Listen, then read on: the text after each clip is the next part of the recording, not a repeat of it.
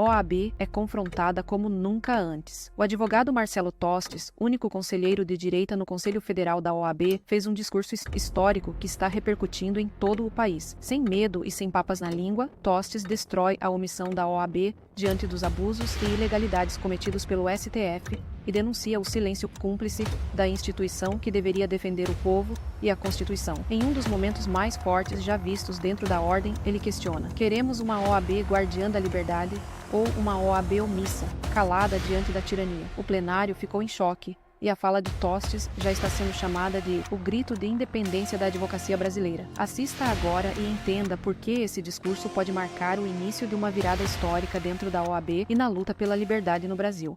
Passo a palavra ao conselheiro federal recém-possado, Marcelo Tostes.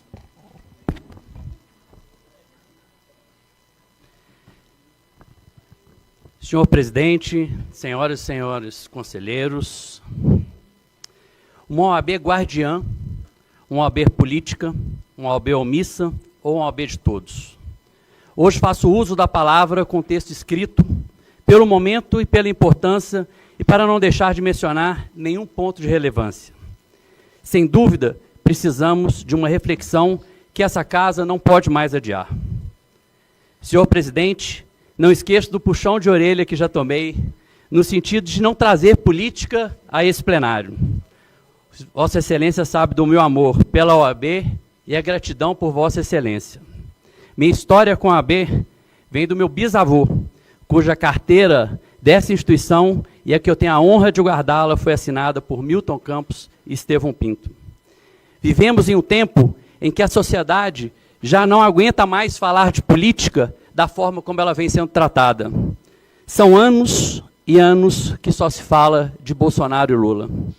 2024, os dois nomes foram citados por mais de 8 milhões de vezes na imprensa digital. Mas ao lado da vida política, de ataques e contra-ataques, o que mais nos afeta, sem dúvida, é este Judiciário Supremo, que a cada dia mais perde o rumo que sempre o norteou. Desde menino, acompanhando meu avô aos tribunais, me lembro que o rumo sempre foi a discrição, a serenidade e a justiça. O respeito às leis e à Constituição não são mais tão importantes. Hoje a Suprema Corte faz o que quer, a hora que quer e como quer. Estamos vivendo num país onde aquele ditado citado em 2015 pela ministra Carmen Lúcia, cala a boca, já morreu, quem manda na minha boca sou eu, está prestes a ser proibido. Não podemos mais falar. O ministro Alexandre de Moraes prefere o ditado: manda quem pode, obedece quem não está no Judiciário Supremo. Caros conselheiros, é aí que entra a necessidade da nossa OAB se manifestar, não mais por notas, mas adotar uma postura firme, representando não só nós advogados, mas todo o povo brasileiro que hoje vive com medo e sem rumo. O ministro Alexandre de Moraes foi citado no último ano em mais de 40 mil matérias. Sensacionalista, sai na capa dos jornais mostrando o dedo para a população. Como quer respeito? Respeito não se impõe por força, se conquista. No passado não era assim. Ministros como Oscar Dias Correia ou Sepúlveda Pertence davam pouquíssimas entrevistas. A discrição era a regra, a sobriedade era o marco. O Supremo era respeitado não pela quantidade de manchetes, mas pela qualidade de seus votos. Hoje, porém, vivemos o oposto. Um judiciário protagonista, midiático, político e que muitas vezes quer, a qualquer custo, a chave do nosso país, mesmo sem ter qualquer voto. E aí eu repito, qual é a OAB que queremos? Uma OAB guardiã, uma OAB política, uma OAB omissa, uma OAB de todos.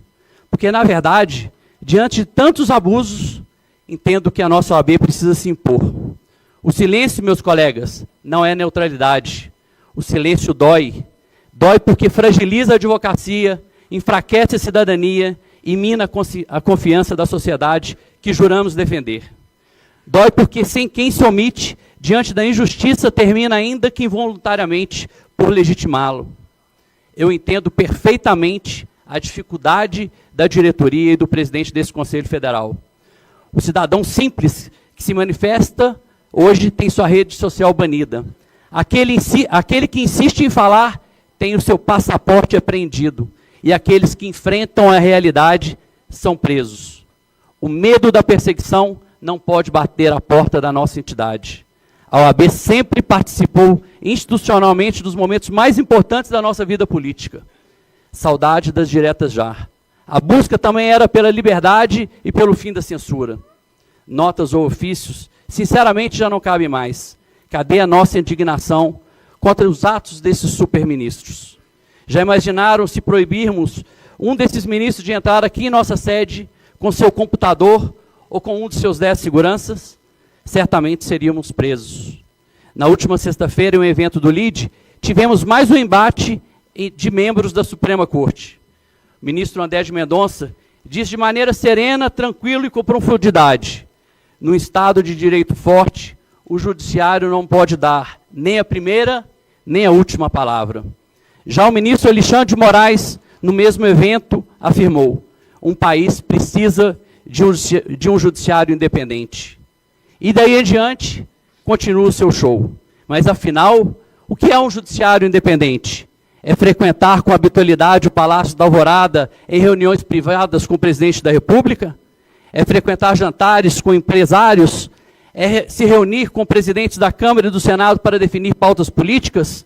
Isso não é independência, isso é promiscuidade institucional. É fácil usar a palavra independência como cortina para proteger abusos e ilegalidades. Não podemos esquecer quantos inquéritos instaurados, investigados e julgados pelo próprio Supremo Tribunal Federal. Processos que não têm fim. A nossa Constituição não pode ser um espelho do ego de cada ministro.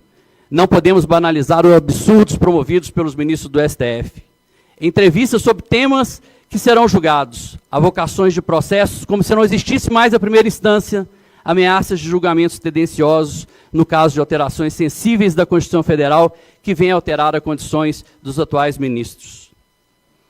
O ministro do Supremo deveria, antes de tudo, ser um servidor público, como qualquer outro servidor deveria servir, e não se servir do cargo. Infelizmente, o ego e a vaidade parecem ter substituído a umidade da toga. Ministros do STF deveriam apenas julgar processos, que, aliás, são milhares, mas que hoje não têm limite. Gostam mesmo de participar de palestras, debates, vivendo num mundo midiático cercado por seguranças e TVs. Nosso judiciário, senhoras e senhores, custa 1,5% do nosso PIB, ou seja, mais de 130 bilhões de reais, 4 vezes mais que a média mundial. Claro que neste valor inclui sala VIPs em aeroportos, carros que nenhum diretor de empresa privada tem direito e muito mais. Só o STF custa hoje mais de 1,2 bilhões de reais para servir 11 ministros. E nós, achamos isso certo? Está tudo certo? Será que esse judiciário que se preocupa em produzir gravatas e lenços com símbolo da Suprema Corte presta o serviço estabelecido em nossa Constituição? Nossos processos estão em dia. Não podemos nos calar. Poderíamos aqui passar o resto do dia falando dos abusos da Suprema Corte. Se o judiciário já se agiganta, não poderia também deixar de falar do legislativo, que se converteu em verdadeira monarquia moderna. Os presidentes do Congresso e do Senado têm seu ditado também: a bola é minha e só joga quem eu deixar. Os dois presidentes incorporaram a figura dos antigos reis. Decidem sozinho o que entra em pauta e o que morre na gaveta. Passamos recentemente, por mais uma vez, escutar calado o presidente do Senado dizendo que se tiver 80 assinaturas a respeito de qualquer projeto ou de pedido de impeachment, ele não votaria se não achasse necessário. Mas o pior não é isso. Se a maioria do Senado resolver mudar o regimento interno para acabar com a monarquia institucionalizada, também não é possível, porque depende do presidente rei para pautar a mudança do regimento daquela casa. Não é isso que o povo escolheu. O presidente do Senado tem que ser apenas presidente do Senado. O Senado não pode ter dono. Isso não é democracia. E, mais uma vez, não podemos ficar no silêncio. E dentro de casa, dentro da própria OAB, a desigualdade é gritante. Uma coisa precisamos ressaltar. A OAB vem lutando pelas pelas prerrogativas da base de uma maneira única e exemplar. Prerrogativas, paridade e inclusão são temas que damos aulas e temos que ser aplaudidos de pé. De um lado, uma elite circula em jantares e encontros e viagens com ministros, e o pior, se gabam desses encontros. De outros, milhares de advogados que carregam a ordem nas costas, lutando pela sobrevivência no dia a dia, nos balcões dos fóruns. E é por eles que a OAB existe, é por eles que precisamos nos manifestar. A ordem não pode se contentar em ser cúmplice desse silêncio. Ela não é apenas uma entidade de classe, ela é pela Constituição a guardiã da ordem jurídica, da democracia e da liberdade. Se quisermos honrar a nossa história, precisamos de coragem e independência. A OAB não merece, a advocacia não a merece, uma OAB muda. Precisamos ser altivos, firmes e independentes. Uma OAB que não se curva diante de qualquer poder, se ergue diante da sociedade. Viva a história da OAB, viva o futuro da OAB. Muito obrigado, presidente. Obrigado, conselheiro Marcelo Tostes.